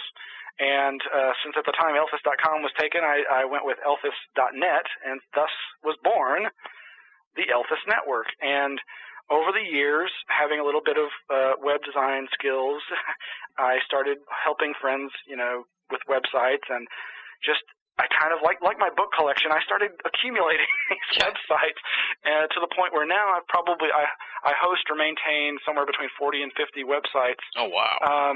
Most of them are just one-offs when I was in a mood for a certain name. But I host, a variety of websites for different friends and nonprofits and different projects of mine over the years. For example, just recently helped Greg Bishop launch a site for his weekly show, Radio Mysterioso, I've got a friend who's in a nearby Central Texas town who's an electromagnetics expert himself, and he's got a website called EMF Interface for electromagnetic field interface, and he basically does consulting, and he'll go to people's homes and do basically an on-site inspection to ascertain the extent of electromagnetic pollution in the home, because as much as I use these technologies, everything I've read about them over the years, everybody needs to minimize their exposure, but that's really hard to do because basically, folks, we're awash in a unhealthy electromagnetic smog that most of us can't perceive, but which we actually are probably being influenced by more than we realize, and that's the result of the EMF given off by electrical power lines, telephone lines, your Wi-Fi in your home, your cell phone, your cordless phone. All that stuff is contributing to just a nasty, nasty environment that had never existed on this planet before. And so my friend Jim Beal at EMF Interface is a great person to contact. And he's an amazing figure. He's been involved in the alternate science community from the beginning. I mean, he's one of the original founders of IONS, the Institute of Noetic Science out in California, founded by former astronaut Edgar Mitchell, that's been involved in a lot of electromagnetics and ESP research and whatnot. And so he's another person whose site I host. I love the word anomaly, and so I've gobbled up a number of anomaly-related domain names. I host the website for the Austin MUFON chapter. That's austinmufon.org. I have, of course, websites for my Anomaly Radio Network, which your show is on, and all these other shows are on. That's anomalyradio.com. I've got one for videos. That's anomalytv.com. There's just so many other people. My friend Angela Keaton, her website, angelakeaton.com, and just lots and lots of websites. That's the Elphis Network. So you can find all kinds of stuff. There's 9/11 sites. There's sites that are kind of like my online dream journal, all kinds of stuff. This is what I was talking about, folks. He's prolific. Now let's talk about, you sort of just touched on it here, but let's talk about the Anomaly Radio Network, which I am proud to be a part of. Classic BOA episodes running 5 days a week on the Anomaly Radio Network. I'm really psyched about that. And, of course, your program, the Blue Rose Report, and you host a couple other shows. Talk a little bit about the Anomaly Radio Network and, what your goals are and what all about the Blue Rose Report, too. Let's talk about your show in specific. Well, thanks. The Anomaly Radio Network is an outgrowth of something I've been doing for the past 8+ years. Starting in late 2000, early 2001, I started experimenting with the live web streaming services out there. In the beginning, the net was free. There were so many online services that were offering, start your own web radio station for free, and you could either upload your audio tracks to their website and stream off of their site, or you could, if you had a high speed connection, you could stream from your home computer. And so I've basically been streaming live 24/7 from my own home computer since 2000, 2001, and I started experimenting with doing live shows, not just playing my music and not my favorite music, but playing any kind of audio I could find. And of course, several friends of mine have been doing their own actual radio programs. Greg Bishop has experimented in micro FM, aka pirate radio, for a long time, and Robert Larson's had his own radio show. My friend Angela Keaton she was a station manager at one of the best community radio shows on the planet here in Austin, Co-op Radio.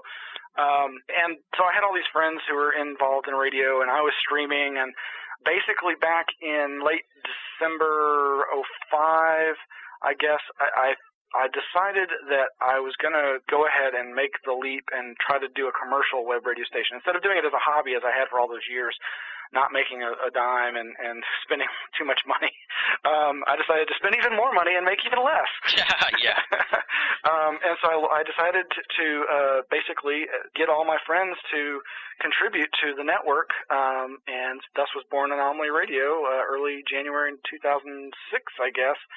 We've now evolved to having 18 different shows, and every show is on at least some point during the day. So weekdays, there's a set schedule of all these different shows, yours included, and they range the gamut from hardcore anti-war libertarian shows like my friend Scott Horton's Anti-War Radio, where he's always interviewing the most amazing foreign policy analyst types, these different people who are either right over there in the thick of it in the war zones, or who are part of the policy makers and movers and shakers, and that's a fantastic show. And then, of course, we've got Been All of America, weekdays 4 to 5 p.m. Central Standard Time. And we've got John Greenwald, used to be the youngest UFO guy on the scene, and he's been doing the Black Vault forever, doing his Freedom of Information Act requests, and he's got his Black Vault radio show, and just a whole bunch of others. Todd Sheets from the paranormal community, really, talk about somebody who's unifying all those different hundreds of UFO groups. Todd is trying to be a uniter and not a divider, and is constantly having folks on from the paranormal community to and try to bring people together. And then we've got our irreverent morning show style, real obnoxious guys that do a show called Nervous Teeth. It's a weekly roundup of the paranormal and parapolitical, but they're hilarious, but they're also going to offend a lot of people out there. So, and just too many shows to mention. But yeah, my show on Wednesday nights, which I honestly have not been doing lately, is the Blue Rose Report. The Blue Rose Report was inspired by the idea expressed in the Twin Peaks movie prequel called Fire Walk with Me, and that is the idea of Blue Rose cases. Remember, folks, Twin Peaks came out before, like a year and a half before the X-Files, but it was basically kind of an X-Files show, only it's even stranger because it was David Lynch. And in the prequel, Fire Walk with Me, we learned that a certain FBI bureau chief, played by David Lynch, has what he calls his Blue Rose cases, and only through a little bit of research might you learn that the Blue Rose is an unattainable species of rose. There is no naturally occurring blue rose, and so the blue rose has always symbolized the unattainable, but as well as the unexplained, and the myth surrounding the blue rose in different cultures manifest in a variety of forms, but they often involve the reality of a paranormal realm and paranormal entities. And the Blue Rose Report was my attempt to, as I said earlier, use the Twin Peaks and Fire Walk with Me storyline as a launch pad for folks who might have only a passing interest or knowledge about the esoteric and UFOs and strange phenomena, to delve deeper, and not just deeper, but into the wilder side, if you will, of ufology and parapsychology. Going after Mac Toney's coining of crypto-terrestrial, it's crypto-ufology, folks. It's the hidden coded side of ufology, and that encompasses some of the ideas about the esoteric and occult in the sense of secret societies, and not just secret societies in terms of covert ops, but secret societies that practice magic and their own self-mind control techniques to better themselves, but also in some cases to manipulate the very fabric of reality, perhaps. And there's just so many different touchstones in the Twin Peaks series that can be used as, remember that thing in the episode such and such where this happens? Well, that, he may not have intended this, but, in that postmodern literary sense, it's like you can really use it as a springboard to talk about these other things, whether they were intended or not. The fact that the owls are not what they seem, that was a theme that recurs in the series, the idea that the owls that fly amongst the mysterious trees that surround Twin Peaks may actually be spirits themselves, or the eyes and ears of these entities from the Black Lodge and the White Lodge, these two possibly opposing forces that are at play and in some ways on a murderous rampage of humanity, at least in the town of Twin Peaks. And so Blue Rose Report has been my excuse for delving into the darker, weirder side of ufology and parapsychology and the paranormal, while at the same time incorporating the parapolitical. Unfortunately, I do two other weekly shows. Unfortunately, I have two other shows with some wonderful co-hosts on Tuesday nights and Thursday nights, and I've been more focused on doing those, and then that's been a joy to work with my friends Mac White on the Tuesday night show, PSYOP Radio, and it's spelled PSI instead of PSY. PSYOP with a Y, of course, a pseudo conjunction of psychological operations, psychological warfare, the idea of manipulating people's minds and beliefs toward military and political agendas, basically the same thing that marketing and advertising does to make you buy things. We've called it PSYOP, PSI, because we have an understanding and an appreciation and an interest in the psychic realm, the ESP realm, the realm of the psychic, whether it be in just the terms of the psyche, how mind control and PSYOPs in the classic sense can influence people's psyches, but also the element of psychic research there. I mean, anybody who's looked into remote viewing has to, kind of wonder about, what the military and the government might have done with some of the more speculative arenas of remote viewing and what's called DeMille's direct mental influence of living system and remote influence techniques that are pretty, in the worst, darkest modes, were reported to be, things like the Russians using psychics to try to stop people's hearts and things like that. And so Mac White and I do that weekly show, and it's also carried on Revere Radio Network, the worldwide home of free speech, no matter how ugly. And we've been doing that for about 2 years. No, about just over a year now. What am I saying, 2 years? About a year now.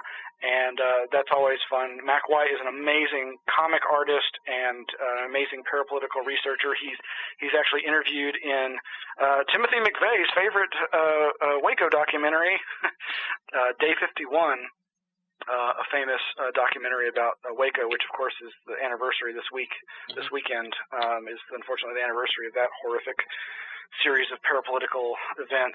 He's also published a number of fantastic comic books over the years, incorporating his interest and research into the paranormal and the parapolitical. I first came across his work in a local newspaper. He was doing a really amazing series called Stigmata Sunrise, and it was all about millennial, Y2K cults and prophecy, and incorporated just so many amazing things. And when I finally got to meet him, it was just like, wow, somebody who's really, interested in all the same areas as I am, but, who's been around the block a few times and grew up, he's an older gentleman than I am, and he's had his own experiences with psychic phenomena, including, as a child, having a premonition about JFK's death and learning from his dad, Mike White's father was a local newspaperman here in Texas, and was speaking out then, right after the assassination, the coup with the JFK hit, and so, Mac's no stranger to the controversial and the parapolitical. And on Thursdays, I do a show with my good friend Craig York, who's fascinated by ghost stories and Fortean phenomena and paranormal, and he's really into, cutting-edge frontier science news, and he's also a talented voice actor. He's involved in local live radio theater. There's a local theater group called the Violet Crown Radio Theater Players, and for those that don't know, Austin was called the City of the Violet Crown after, I think, a famous guy, O. Henry, coined that phrase, or I don't know if he coined it, but he made it stick. And so this local theater group, they do radio plays, but they do them live in front of an audience. It's kind of strange. Yeah. But he and I met through my day job with the Talking Book program, where we do audiobooks for the blind and print disabled, and we run a volunteer recording studio.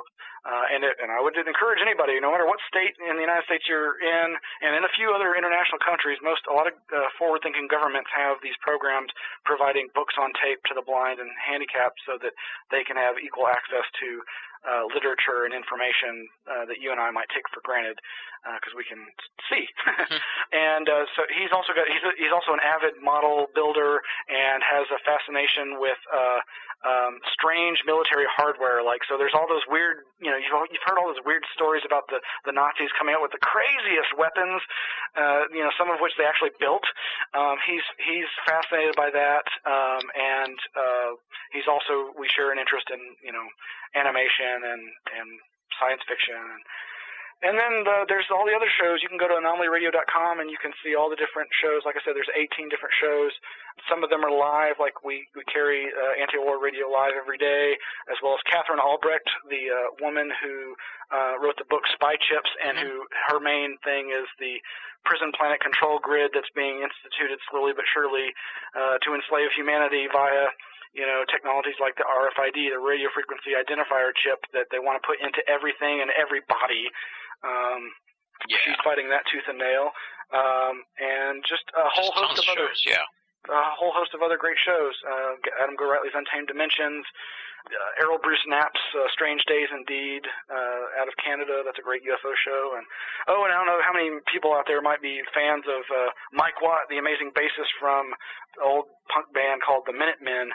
He's a phenomenal musician and plays with everybody, and he's got a long-running 3-hour radio show that he puts out as a podcast. We re-air that. It's called the Watt from Pedro Show, and it's like he does great interviews with people as he tours the country and the world, and fantastic stuff. Nice. Definitely. Folks should check this stuff out because, we only put out, an hour or two a week, so there's plenty of time for people to listen to other shows, and definitely the Anomaly Radio Network is a showcase for so many great shows. Now, to take the conversation down a completely different avenue, talking about prolific, I see here on your resume that you are a Pro-Am hand model. I'm a professional amateur hand model. Well, I presume you're master of your own domain.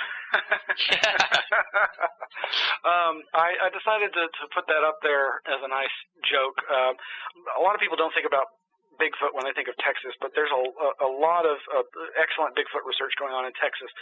And what does this have to do with my hand? Well, one of the Bigfoot researchers here in Texas is a guy named Chester Moore Jr. And for a while, there were two different awesome Bigfoot conferences every year here in Texas. The Southern Crypto Conference put on by Chester Moore that I mentioned, and Craig Woolheater's Texas Bigfoot Research Center, and now it's Texas Bigfoot Conservancy. They put on the Texas Bigfoot Conference. Two excellent conferences. Well, I was lucky one New Year's Day to make a trip out to East Texas, the piney woods of East Texas, the boggy, swampy woodlands there. I mean, we've got more woods in Texas than I think California and Oregon and Washington combined. And it's in those piney woods that most of Texas's wild man stories and Bigfoot legends have emerged. And a good friend of mine named Rob Briggs, who's written his own book on the piney woods and strange stories, both paranormal and cryptozoological, associated with the wild man of the Big Thicket, he scheduled a field trip out into the piney woods with my good friend Chester Moore, and we were looking in an area where they felt certain there was a lot of activity.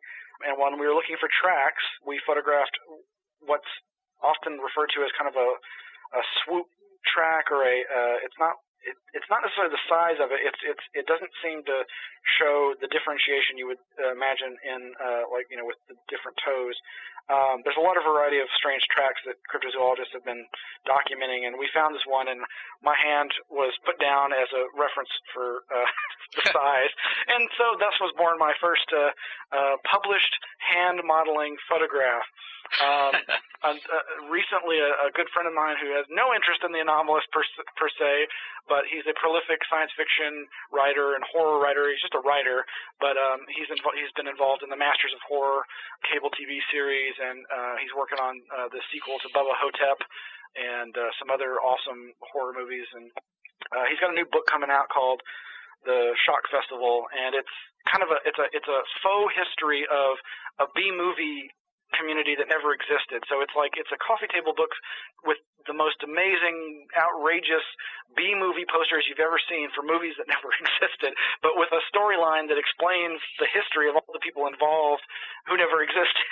Nice. And so he got me and a whole bunch of other folks to do modeling for the posters, and then he would paint over them and cut and paste and make different posters. And now he's actually, besides the book, which is going to come out later this year, he's getting a lot of work doing these posters for people, both for movies that are coming out as well as just special projects that people want him to do.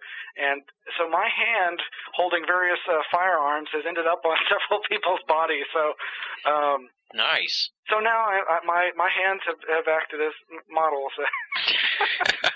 I bet you didn't think we'd go down this direction in the hand model. Once I saw it on the resume there on the website, though, I was like, oh, that's got to go in the notes, hand model. Yeah, I keep flashing to that, Seinfeld episode. Oh, yeah. Costanza, finally finding his calling. Yeah, as long as you're not running around with oven mitts on all the time, because you don't want to damage your hands. Not yet. That's good.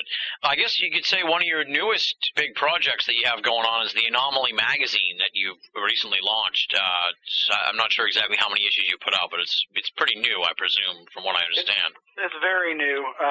We basically launched it at the new year. We've put out a couple of issues in a broadsheet format. We're intending it to evolve towards more traditional tabloid or magazine style publication.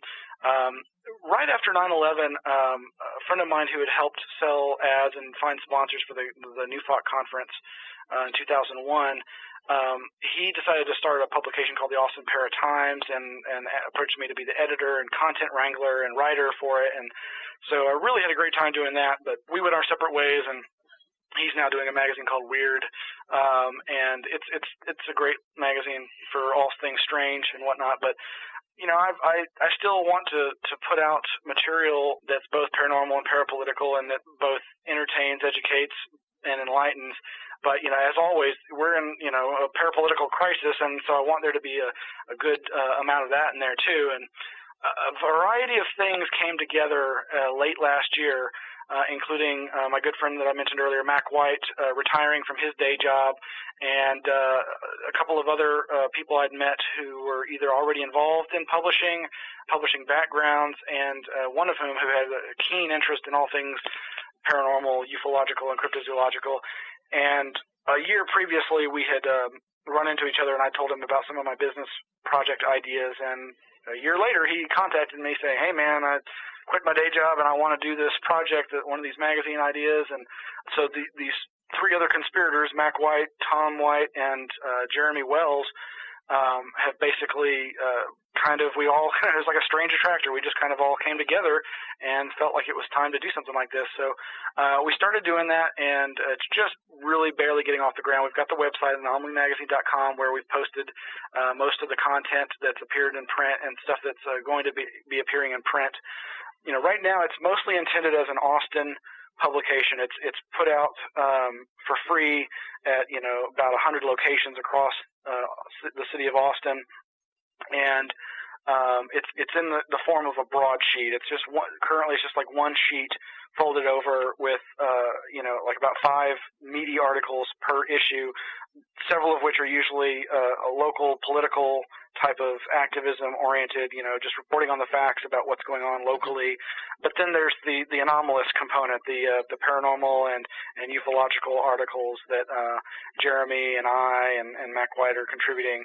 And the ultimate aim is we're working on shifting it from we still want it to come out in the broadsheet format as often as possible, but we want to put out a more tabloid newsprint style, magazine style publication. But as always, I tend to see so many of these projects as being interrelated, and I have a vision for what I want it to be once it grows into its full maturity. And we're looking at doing starting locally, but we hope to eventually have it be national and international, and graduate up to a newsstand variety magazine, maybe one that we might even do subscriptions, as well as of course ebook download versions of the magazine. There's great places online like the UFOstore.com where they're really pushing the PDF downloadable versions of magazines now.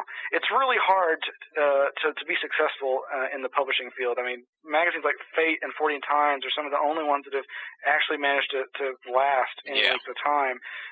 Even the MUFON Journal, MUFON used to be the largest civilian UFO research organization in the world, and they used to have, a really good magazine, and I'm sure it's still good, but it's never been a newsstand magazine, and it's always been a struggle to keep, that going. And, it's really adapt or die, so we're not ruling out any potential delivery options, and so digital downloads is another option. I've mentioned, in my day job, I provide audiobooks for the blind and handicapped. Well, one of my other areas of interest is in the business world of audiobooks, and I've got a lot of contacts locally and elsewhere involved in the audiobook industry. And one of the things we're moving towards is producing anomaly, paranormal, parapolitical, UFO audiobooks. Oh, nice.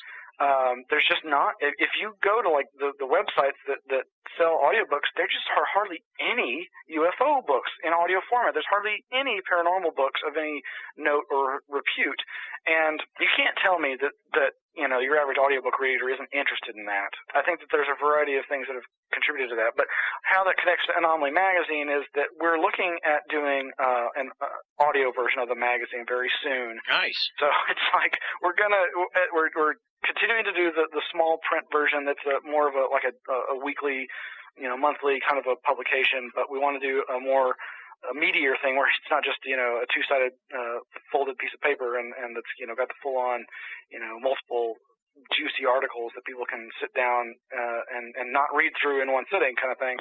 And with the audio component, taking advantage of the internet and podcasting and digital downloads, I think we're really approaching a true anomaly audio network, that the radio component, fits in, and the audio version of the magazine fits in too. And so I'm really excited about that. In fact, actually, that's one of the things that we're going to be doing is in the evening hours on Anomaly Radio, there's going to be an audiobook hour or Anomaly Magazine audio hour. Oh, nice. Where we'll be airing some of the audio versions of the articles, and as we start to produce these audiobooks, we'll be doing, of course, promotional excerpts. And even maybe some radio theater. I love, classic radio theater. And like I said, one of my co-hosts is involved in that scene locally, and there's a real resurgence of it. So I see Anomaly Magazine going in a couple of different directions. I want it to be kind of a hip, modern culture magazine that is about the anomalous, but see, anything can be anomalous. You can have anomalous art. You can have, is corruption an anomaly in politics? That's what I want to know. I don't think so, but nonetheless, to most people's mind, it's still anomalous. It's surely the government isn't out to kill me. And so I see Anomaly Magazine evolving towards a slick assortment of cultural material, movie reviews, music reviews, art reviews, but of course with a hard core of UFO articles, cryptozoology articles, Fortean anomalous phenomena research, parapsychological research. One of the things that I've resurrected from the old Elphis days is a researcher roundtable where we, put a specific question to a panel of experts and get these different people's take on the same question. And the question that we're posting right now are answers related to the idea of how does the media influence what's reported in terms of UFO narratives. This is actually the first question that I posed 10 years ago to the panel back then, and we got a really amazing variety of responses. And my good friend Greg Bishop finally gave he finally turned in his response almost 10 years later. And of course, we had gotten a response from Jim Keith back in the day. Of course, Jim Keith is no longer with us, either due to sinister forces or just bum luck. I don't know. Yeah. But he did an article about the shapeshifter nature of the UFO entities and how the media does influence that. And so I want to encourage dialogue amongst these different fields, because so often so many cryptozoology people don't want to talk about UFOs, yeah. And when the fact is that there are overlaps of these phenomena, especially in terms of there being outbreaks of sightings, and paranormal researchers and ghost researchers, a lot of them don't want to talk about UFOs or Bigfoot because they think it doesn't do their area of controversial research any good. When again, there are distinct and obvious overlaps. So I hope Anomaly Magazine can help facilitate some more community building in that regard, and we'll just kind of see where it takes us. Again, the technology is evolving so quickly. I've got a lot of interest in video production, and so we've got a lot of people locally who have access to video technology, and we've already been experimenting with doing some video casting along with the audio casting. So there's just no telling where this could all go. Exactly.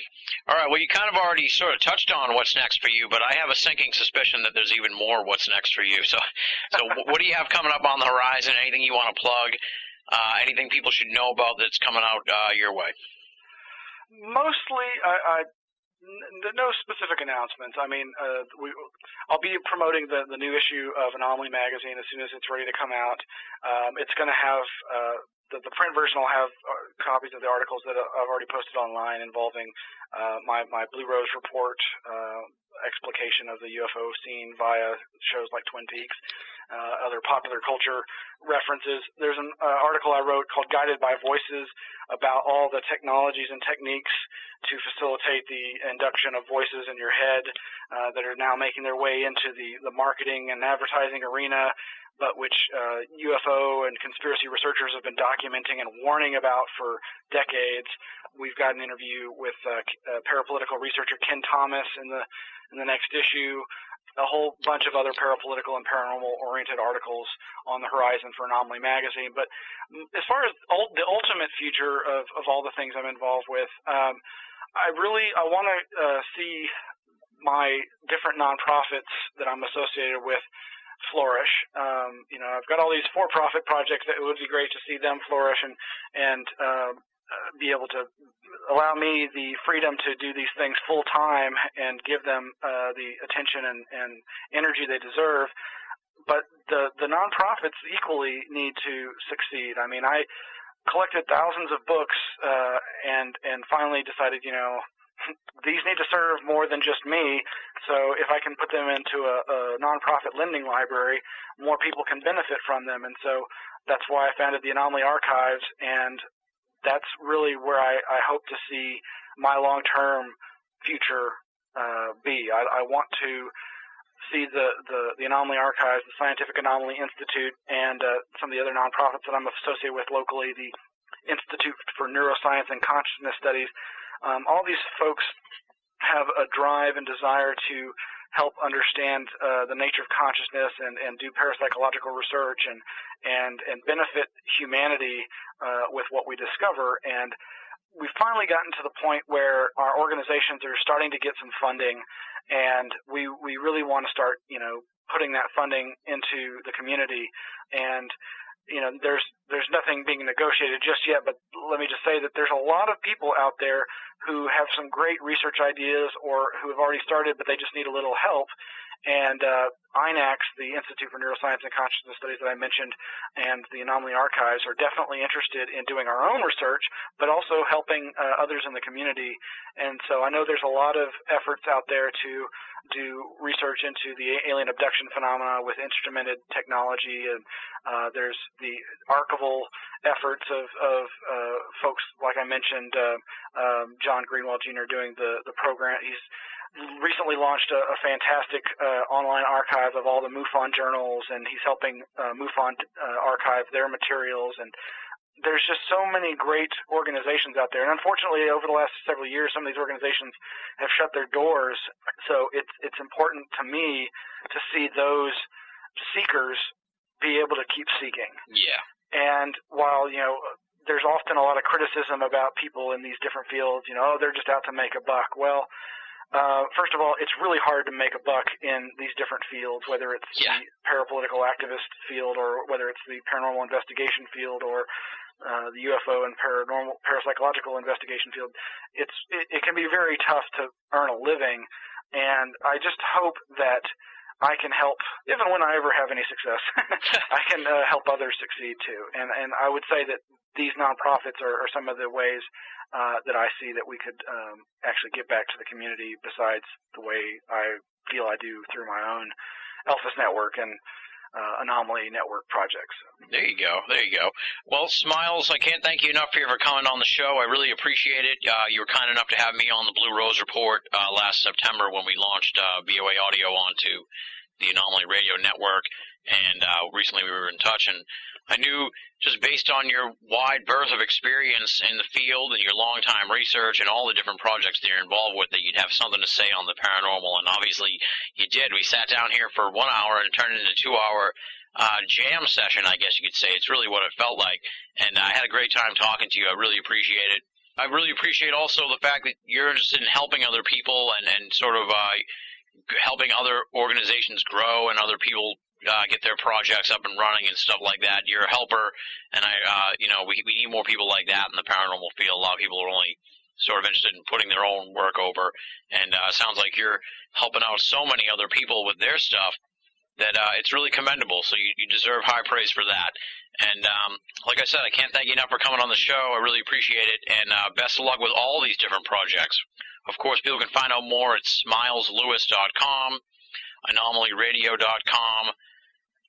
What are the other ones we should throw in here? Elphis.net is there you go. One of the ways to contact to see all the different websites that I host. And yeah, there's links there.